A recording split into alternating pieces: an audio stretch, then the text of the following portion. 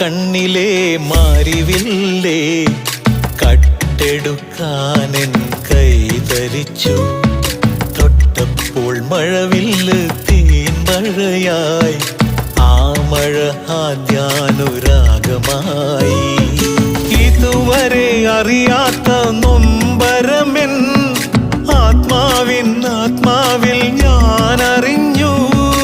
അരുവിയായി പല വഴി അലഞ്ഞതെല്ലാം അഴകേ നിന്നരികിലേക്കായിരുന്നു. വാൾമുന കണ്ണിലെ മാരിവില്ലേ കട്ടെടുക്കാനെൻ കൈതരിച്ചു.